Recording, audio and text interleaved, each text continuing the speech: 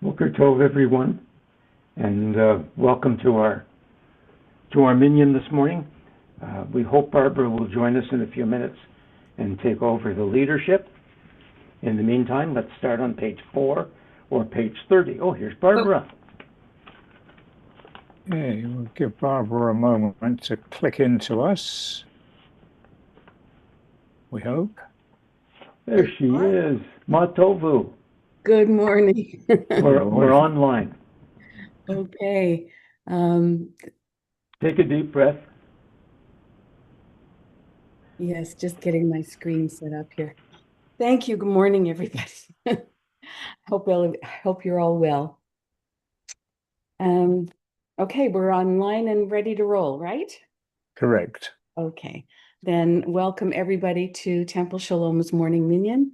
If you're joining us this morning to say Kaddish for a loved one or to observe a yard site, we welcome you and we hope you find comfort being with us this morning. We begin our service on page 4 in the morning booklet, or in the Mishkan Tefillah, page 30. We begin with Ma Tovu.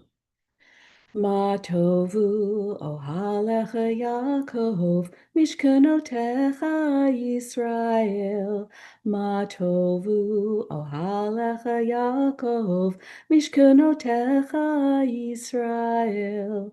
Vani barov chazdecha vovetecha, eshtacha ve'elechol kodshecha b'yiratecha. Adonai ahavti me'on beitecha, u'makom mishkan kavodecha. Vani eshtacha ve'vechra, evrecha lifnei Adonai osi. Va'ani tefilati lecha Adonai et ratzon, Elohim barov chazdecha, aneni be'emet yishecha. Baruch atah Adonai Eloheinu melech haolam, asher yatzar et hadam b'chochma, u'v'ravo nekavim nekavim chalulim chalulim. Galu v'yadua lifnei chisei chavodecha, she'im yipateach echad mehem, o yisatem echad mehem, yefshar lehitkayem v'lamot lefanecha. Baruch atah Adonai, rofei chol basar u'mafli la'asot. Elohai neshama shenatata bi tohorahi, ata varata, ata yitzarta, ata nefachta bi, v'ata mishamra b'kirbi, kol zaman shahan shema b'kirbi, modeni lefanecha, Adonai Elohai v'Elohei avotai v'imotai, ribon kol hamasim, adon kol hanshamot. Baruch atah Adonai, asher biado nefesh kol chai v'ruach kol basarish. And we rise now, if we are able, for Nisim B'chol Yom, for the daily blessings, page 36 or page 7. Baruch atah Adonai Eloheinu melech haolam, asher natan lasech vivina lehavhin ben yom uvein laila. Baruch atah Adonai Eloheinu melech haolam pokeach ivrim. Baruch atah Adonai Eloheinu melech haolam matir asurim. Baruch atah Adonai Eloheinu melech haolam zokef kufufim.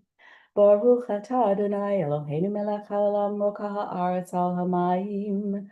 Baruch atah Adonai Eloheinu melech haolam hamechin mitzadei kaber. Baruch atah Adonai Eloheinu melech haolam malbish harumim. Baruch atah Adonai Eloheinu melech haolam hanoten layaif koach. Baruch atah Adonai Eloheinu melech haolam hamavir shena me'enai tnuma me'afapai. Baruch atah Adonai Eloheinu melech haolam she'asani b'tzelem Elohim. Baruch atah Adonai Eloheinu melech haolam she'asani ben chorim. Baruch atah Adonai Eloheinu melech haolam she'asani Yisrael. Baruch atah Adonai Eloheinu melech haolam ozer Yisrael b'gvura. Baruch atah Adonai Eloheinu melech haolam oter Yisrael b'tifara.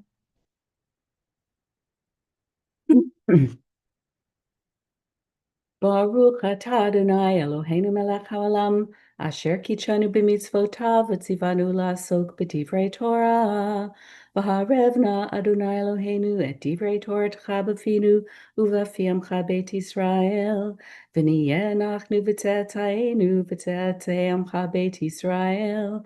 Kulanu yedei shemecha v'lomdei Toratecha lishma. Baruch atah Adonai hamlamed Torah le'amo Yisrael. Elu devarim she'en lehem shiur she'odam achel pirotehem b'olam hazeh v'hakeren kaimet lo le'olam haba v'elu hein kibud avaim ugemilut chasadim v'hashkamat beit hamidrash shacharit ve'arvit v'hachnasat orchim uvikur cholim v'hachnasat kala uvayat hamet v'yun tefila v'havat shalom ben adam lechavero v'talmud Torah k'neged kulam. And we rise and recite together Kaddish de Rabbanan, page 46, page 12. Yitkadal v'yitkadash shemei rabbah, v'alma divrach hirute v'amlich malchute, v'chayechon u'v'yomechon u'v'chaye dechol beit Yisrael, ba'agala v'zman kariv v'imru amen. Yehei shemei rabbah mevarach le'olamu almei almaya. Yitbarach v'yishtabach v'yitpoar v'yitromam v'yitnaseh, v'yitadar v'yitalev v'yitalal shmei dekudesha barichu. La'ela min kol birchata v'shirata, tushbachata v'nechamata, damiran be'alma v'imru amen. Al Yisrael ve'al Rabbanan ve'al Talmidei Chon, ve'al kol Talmidei Chon, ve'al kol man askin b'oraita, di v'atra hadin b'di v'chol atar v'atar.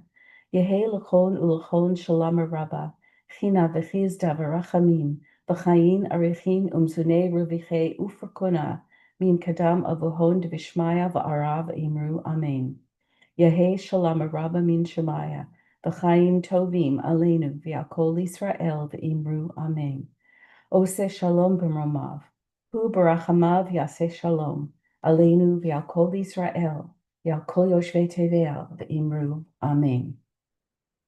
And we remain standing for Baruch She'amar, verses of praise, page 49, page 14.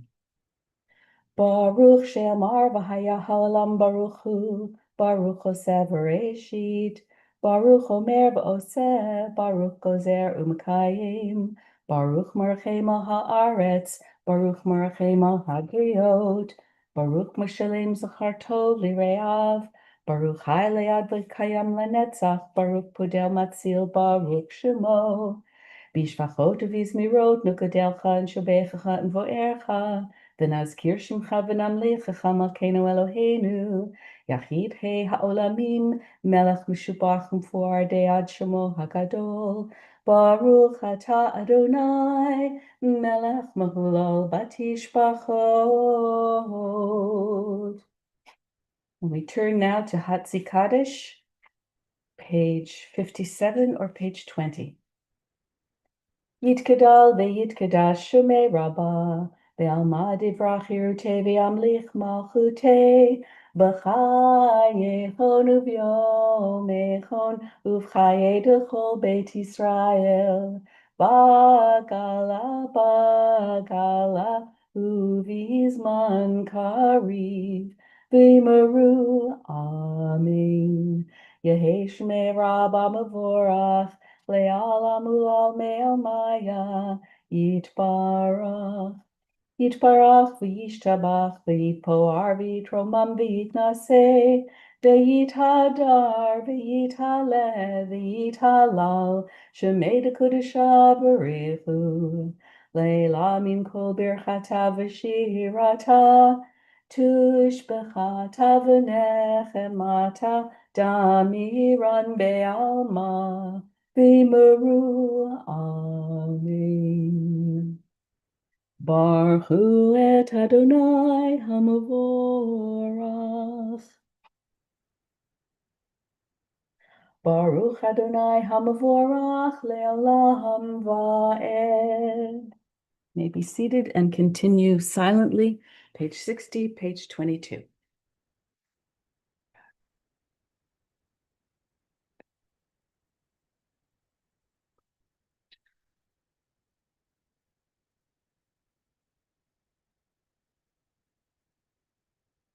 Titbarach Adonai Eloheinu al shevach ma'aseh yadecha, ve'al meore or she'asita yafaruch hasela, or chadash al tzion ta'ir, v'nizkechu lanu mehera le'oro, baruch atah Adonai, yotzer hamorot.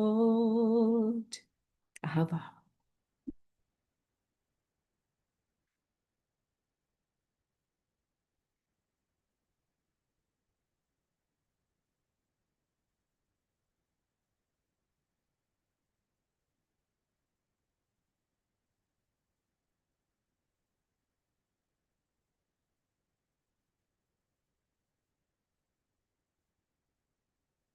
Uvanu v'charta v'keraftanu l'shimcha hagadol sela be'emet l'hodot l'chal yachetcha be'ahava Baruch atah Adonai habocher be'amo Yisrael be'ahava Shema Yisrael Adonai Eloheinu Adonai Echad.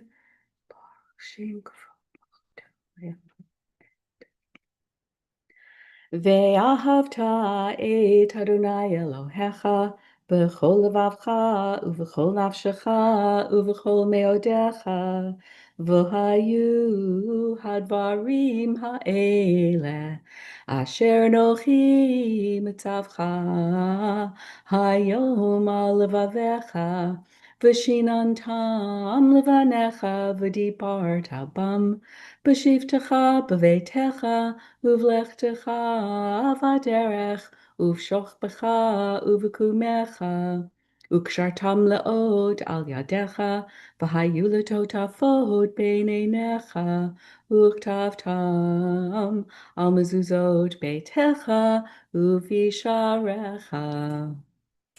Vayomer Adonai el Moshe lemor, daber el bnei Israel ve'amarta alehem ve'asu lahem tzitzit al kanfei vigdehem ledorotam v'natnu al tzitzit hakanaf patil techelet v'chaya lachem letzitzit uritem oto Uschartem et kol mitzvot Adonai, va'asitem otam, v'lo ta'turu, acharei levavchem, ve'acharei enechem, asher etem zonim achareihem. Leman tizkuru, va'asitem et kol mitzvotai, v'item kedoshim lelohechem, ani Adonai Elohechem. Asher hotzeti etchem me'eretz Mitzrayim, liot lachem le'Elohim, Adonai Elohechem emet. Emet b'yah.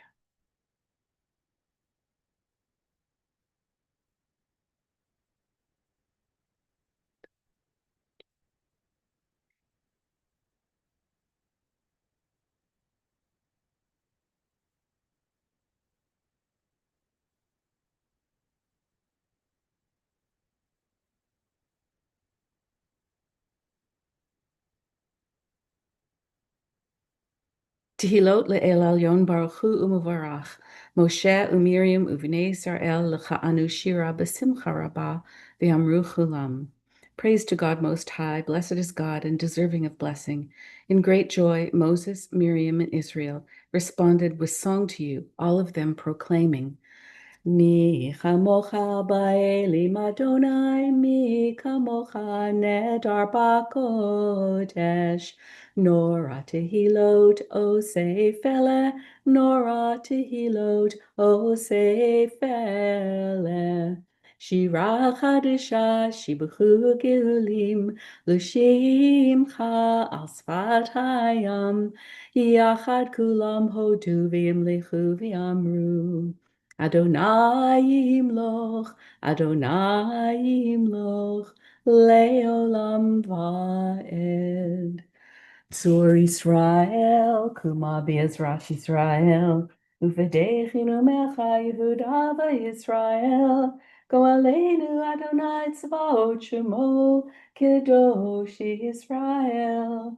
Baruch atah Adonai Gal Yisrael.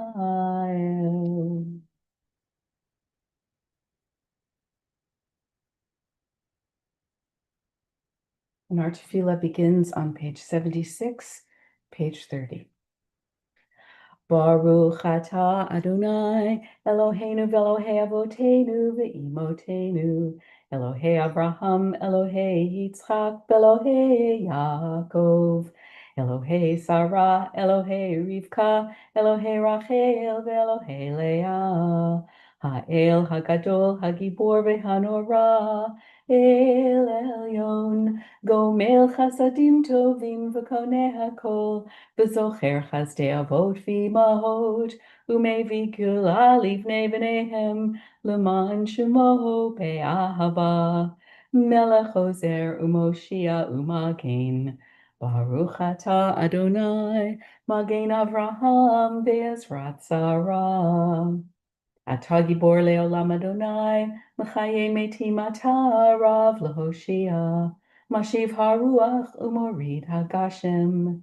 Mechalkel Chaim b'chesed, Mechaye metim b'rachamim rabim, Somech noflim v'rofeh cholim, Umatir asurim, Umekayem emunato lishenei afar, Michal mochal bal gevurot, Umido melach, Melech memit umechaye, Umatzmiach Yeshua. V'ne'eman atah lahachayot metim, Baruch atah Adonai, Mechaye hametim. Nukadesh et shimcha ba'olam, K'shem shemakdishim oto b'shmei marom, Kakatuv al yad nevi'echa, V'kara ze el ze v'amar, Kadosh, Kadosh, Kadosh, Adonai tzvaot, Melocho haaretz kevodo. Leumatam Baruch Yomeru, Baruch Kavod Adonai Mimkomo, Udivrei Kodshecha Katuv Lemor, Yimloch Adonai Leolam, Elohayich Tzion, L'dor Vador, Hallelujah. L'dor vador, l'dor vador, l'dor vador nagid gad lecha, l'dor vador, l'dor vador, l'dor vador nagid gad lecha, ulenetzach netzachim kedushatecha nagdish, kedushatecha nagdish, v'shivchacha Eloheinu mipinu lo yamush, leolam leolam va'ed. Baruch atah Adonai Ha'el HaKadosh.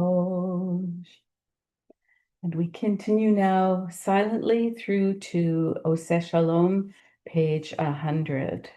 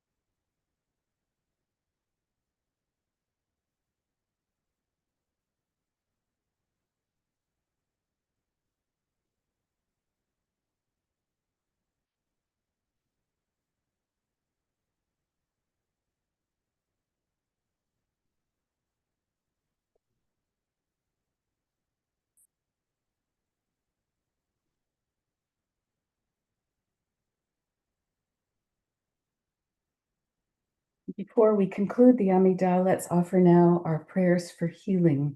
If you have the name of someone in need of our prayers that you would like to share with us, please unmute and give us those names right now. David, Yana, I'm Ryan. Gay Gilbert and Elijah Dome. Gina Esther, Moshe ben Michal, and Carmen ben Fuma. Maria San Petri. For all those so dear to us, and for those who are also living with the challenges of long-term illness, we offer now this blessing. Yishaberach Avotenu ve'imotenu Avraham Yitzchak ve'Yaakov Sarah Rivka Rachel v'Leah hu yovarech et hacholim. Hakadosh Baruch Hu Yimaleh Rachamim Alehem lahachalimam ulrapotam ulhachazikam v'yishlach lahem mehera refuah shlema min hashamayim refuat hanefesh urefuat haguf hashta ba'agala uvizman kariv v'nomar amen. May the one who blessed our ancestors, Abraham, Isaac, and Jacob, Sarah, Rebecca, Rachel, and Leah, bless and heal those who are ill. May the Blessed Holy One be filled with compassion for their health to be restored and their strength to be revived. May God swiftly send them a complete renewal of body and spirit. And let us say, Amen. Ohose shalom bimromav, uyase shalom aleinu, ve'al kol Israel, ve'al kol yoshvei tevel, ve'imaru. Amen.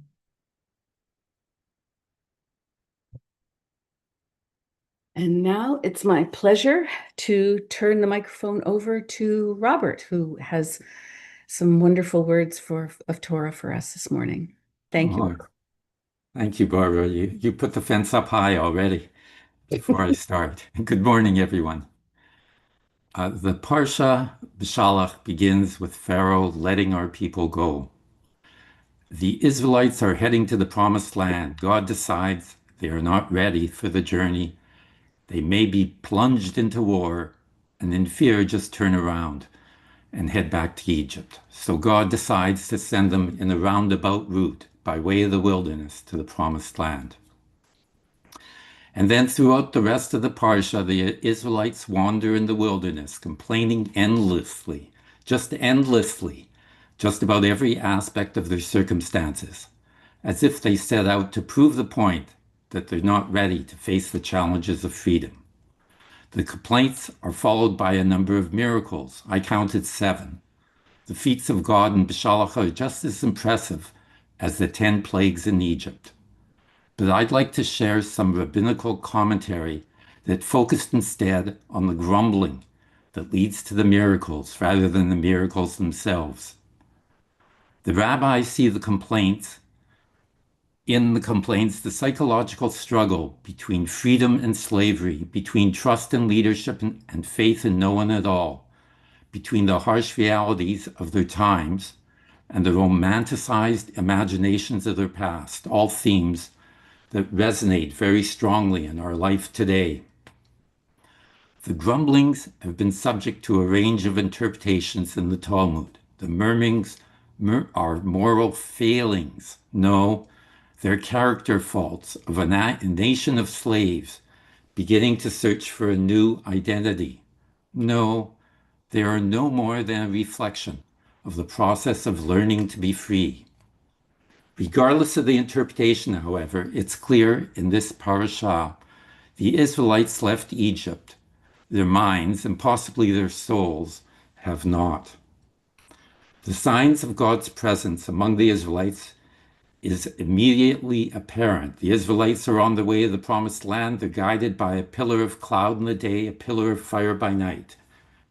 But the runaway slaves do not embrace or even acknowledge the divine presence.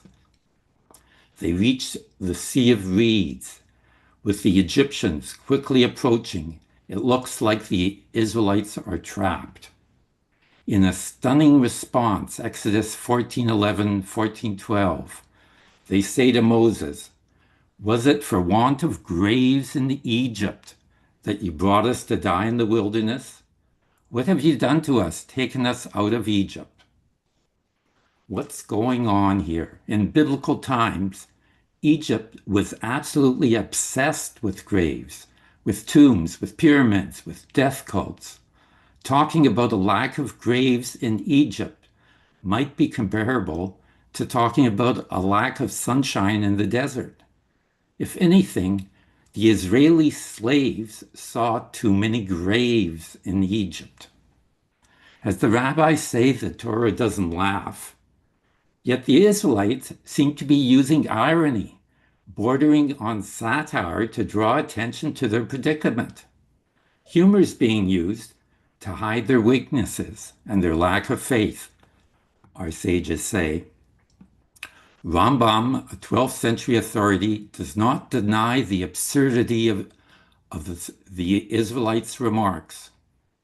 Nevertheless, their fear is legitimate, he writes, based on their circumstances on the shore of the sea, with Pharaoh's armies rapidly advancing. They're in panic, desperate, in the face of a threat of death in the wilderness. Madrash Shmot Rabbah, a midrash on the book of Exodus compiled around the 12th century, says Egypt was a house of death for the children of Israel. Talking about a want of graves could only come from false memories, from a revisionist history, possibly written in fear. Some commentaries are even more critical of the former slaves. In Sanhedrin 103b, a page from the Babylonian Talmud, it says the grumblings reflect the germ of rebellion, a challenge to God and Moses' leadership. It's malicious speech, one of the most horrible sins based on exaggerations. Mikhilta de Rabbi Ishmael, Midrash on Exodus from the 3rd century, says the murmurings reflect moral failings so extreme, as we see later in the parashah, that they encourage Amalek to attack.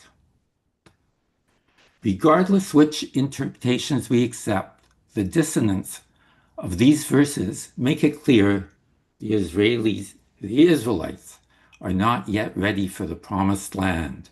They're ruled by fears and possibly by distorted memories. The reference to a lack of graves was startling. The next verse is even more perplexing. Is this not the very thing we told you about in Egypt, saying, "Let us be, and we will serve the Egyptians"? For it is better for us to serve the Egyptians than to die in the wilderness, the Israelites say to Moses. And that's a real head scratcher. By all accounts, the slaves were not reluctant to leave Egypt. They didn't tell Moses, "Let us be." Their life in slavery was unending misery compounded by immeasurable hardships. They're just making up things, similar to the reference to the lack of graves. These grumblings seem to be based on false memories and panic about the current situation. Clearly, the former slaves aren't in good shape. God comes to their rescue. A strong east wind suddenly splits the sea with a wall of water on the right, a wall of water on the left. The Israelites walk through the sea. Pharaoh's army follows. The walls of water collapse, drowning every Egyptian, their horses and chariots. It's pretty dramatic stuff. A musical interlude lowers the temperature of the narrative a bit, with Moses and the Israelites reciting an intriguing song. In a reprise, Miriam and all the women sing and dance. To borrow a phrase, it would have been enough if God had simply led the Israelites through the sea and drowned the Egyptians. But no, it's not enough to satisfy the Israelites. 3 days after the Sea of Reeds, the people are no longer happy. They're grumbling again. The water is bitter. What can we drink, they say. Our sages say that grumbling about water is clearly not about water. Rambam, who is sympathetic to the escaped slaves, says the Israelites repeatedly panic when confronting a crisis. Their grumblings reflect justifiable terror, not a lack of faith. The complaint about the bitter water is more like a petition, not a rebellion. God does not seem to be upset with their grumblings. God points Moses to a tree that's thrown into the water, and bitter becomes sweet. So the question has been asked, what kind of tree did Moses find in the wilderness? A midrash says it was the tree of life to all those who cling to it, referring to a phrase from Proverbs that is often used to describe the Torah. The rabbis back up their assumption by pointing to what comes next in the Torah. After making the bitter water sweet, God gives them statutes and ordinance to follow. The late former Chief Rabbi Hertz says the Israelites received the moral and social basis of Hebrew law at that moment, basically a pre-publication edition of the Torah. God sets before them the fundamental principles implicit in faith and their willing obedience. To paraphrase the verse in Exodus 15:26, if you heed God's commandments and keep the laws, God will protect you. In other words, the Israelites have an off-ramp here that could have taken them out of the desert into the promised land. They're on side for a while, but not for long. 6 weeks later, they're grumbling again. They're hungry. Imagine starving to death in the wilderness. They talk about how they had enough to eat in Egypt. Once again, exaggerating, distorting their life in slavery, the sages point out. Once again, rewriting history, forgetting the misery of slavery. Their grumbling is not only about hunger. From the perspective of the sages, it looks like God interprets their grumbling as, well, in modern parlance, we'd say, a learning opportunity. The Israelites are told on the sixth day, manna, a wafer tasting of honey with a hint of coriander seed, appears every morning, while meat, quail, is available in the evening. The Israelites are told on the sixth day a double portion will rain down and nothing will be available on Shabbat. During the week, if they collect more than a day's worth, the food would go rotten, begin crawling with maggots. But on Shabbat, they would gather twice as much, and the manna would be fresh for 2 days. Many disregard the directions, clearly failing the test. A lack of faith in God's plan and Moses' leadership once again surfaces. Some gather more than a day's supply, and they find their food is infested with bugs. Others do not bother collecting twice the amount, and they are without food on Shabbat. The rabbis see the failures to follow instructions as indicative, once again, of something else. Midrash Tanhuma from the 8th century says manna was not just food. The rules around manna and Shabbat were intended to see if the nation of slaves was ready at that point to go into the promised land. The Israelites had to learn to trust their leadership, to take charge of their life, to develop a relationship with God. Rambam also says the provisions of manna may have been a training exercise, teaching the people how to take control of their own affairs in order to survive. And clearly, they failed the test. It took the Israelites a long time to learn the lesson. How long? We can feel the deep frustration when God says in verse Exodus 16:28, "How long will you people refuse to obey my commandments and my teachings?"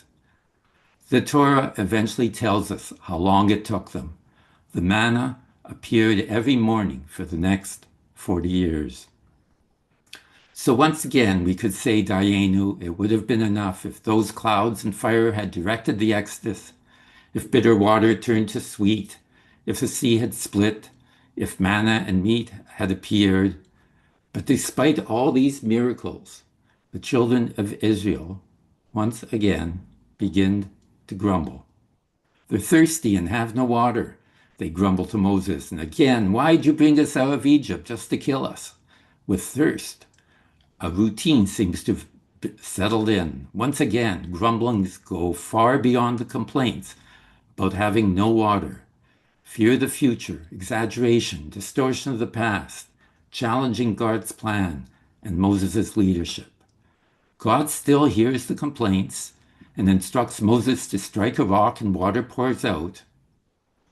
And finally, in the Parsha, the battle with Amalek. When they left Egypt, the children of Israel set out in this circuitous route to avoid war. But by the end of the Parsha, they're ready. Joshua vanquishes Amalek with a sword. Of course, he also had a little help from Moses and the Almighty.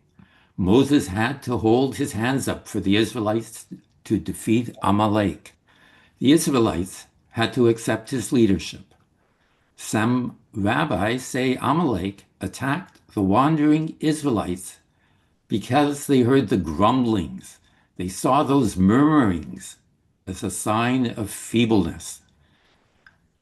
Some sages say Amalek saw the spiritual fracturing of the Israelites as an indication of military weakness. It was only when the Israelites put their trust in God and their faith in Moses, when they hold Moses' hands up, that the Israelites prevail in battle. When their faith wanes, they suffer losses. It's the inevitable lesson of Jewish history, Rabbi Hertz says. Without trust in leadership, without memory of their own history, without confidence in their own freedom, without faith in God, the Israelites are consumed by fear. They are exposed, vulnerable to Amalek. So in the end of the Parsha, we're left with a question. Will the Israelites finally embrace God's commandments and laws, abandon the exaggerations, the distortions, the false memories, the revisionist history? With victory over Amalek, will they stop grumbling and demonstrate they're ready to go to the promised land? Well, the Parsha ends with a terrifying message, the final verse, with Moses saying, God will be at war with Amalek midor dor. Amalek will be Israel's implacable enemy. It's a stark portrait of the future that we're left with. Thank you. Whoa, no, thank you, Robert. That was incredibly elegant. Wow. I think most of the time when someone is complaining around us, our first instinct is to do whatever we can to stop the complaining, depending on how much, I guess, whining is involved. But you've shown us that taking the roundabout route to what goes on behind the complaining is really what we need to be paying attention to. So thank you so much for that. Any comments or questions for Robert? Okay, then let's continue with Aleinu, page 586 or page 47. Please rise.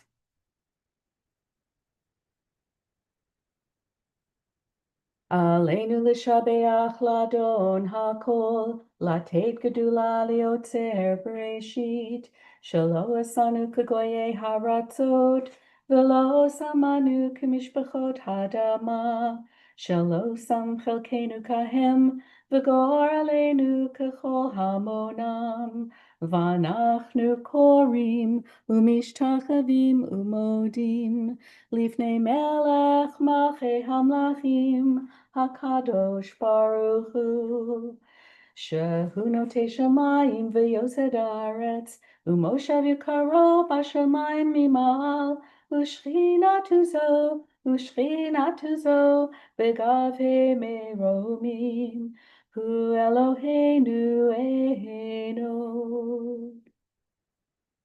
V'nemar v'haya Adonai l'melech al kol haaretz bayom hahu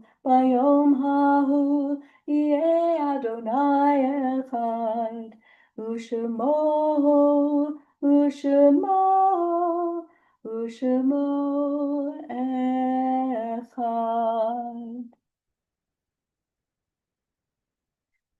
And now we turn our thoughts to those whom death has taken from us, our own loved ones, those for whom our dear friends grieve, the martyrs of our people, those who have been a blessing to humanity. We remember the recently departed, those who died at this season in years past, and those whom we have taken into our hearts with our own. May our remembrance this day bring honor to their memory and comfort to all who mourn. Shloshim, Yosef Chepovetsky, Frida Geffen, Richard Gilsig, Sari Lehrer, Sandra Beverly Silberberg, Myrna Mickey Sudak Angel, Bob Weir, Buddy Wolf. And yard sites we are observing today for this week. Byron Aceman, Max Baton, Ginny Bloom, Ida Bobroff, Isabel Book, Samuel Brezer, Howard Carr, Ethel Chachanoff, Grace Coheen, Theodore Cohn, Dr. Raphael Collins, Rhoda Dom Kenner, Ida Davis, Franco de Rungs, Alfred DeYoung, Leonore Eshkenazi, Mark Friedman, Bill Gluck, Richard Goldberg, Annie Columbia, Zisman Groner, Pamela Jane Hardy, Sella Heller, Yankiv David Herzog, Maury Huberman, Stanley Hullman, Morris Jaffe, Israel Kaplan, Eric Katz, George Kemeny, Alice Kimmel, Gita Krieger, Rona Lazar, Richard Levine, Millie Levitan Lazar, Morris Miller, Sonia Niddickman, Frank Ognestoff, Lola Penn, Ray Resnikoff, Norman Sanders, Harvey Sawyer, Abe Silverman, Rochelle Sharon Leffert, Spurgle, Elchanan Tal, Fred Walker, Merv Clifford Weinstock, Jerry Yates, Lillian Ziff. And for those who are saying Kaddish for a loved one, if you'd like to share a name with us now. Leo Levine. Susan, we can't hear you. You're muted.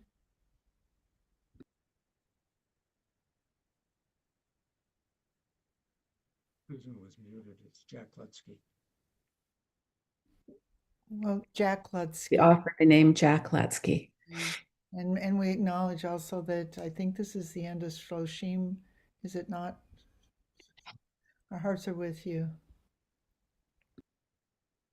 Let's rise together for the Mourner's Kaddish, page 598, page 49. Yitgadal v'yitkadash shemei rabbah, ve'alma divrach yerute v'yamlich malchute, v'chayechon u'vyomechon u'chaye d'chol beit Yisrael, v'agala v'isman kariv v'imru amen. Yehe shemei rabbah mevarach le'olam u'almei almaya, Yitbarach v'yishtabach v'yitpoar v'yitromam v'yitnaseh, v'yithadar v'yithalev v'yithalal shmei d'kudesha b'richu, La'ela min kol birchata v'shirata, tushbachata v'nechamata, damiran be'alma v'imru amen. Yehe shalom rabba min shemaya, v'chaim aleinu v'al kol Yisrael v'imru amen. Oseh shalom b'mromav, hu yaseh shalom, aleinu v'al kol Yisrael, v'al kol yoshvei tevel, v'imru amen. May the one who creates harmony on high bring peace to us, to all Israel, and to all the nations of the world.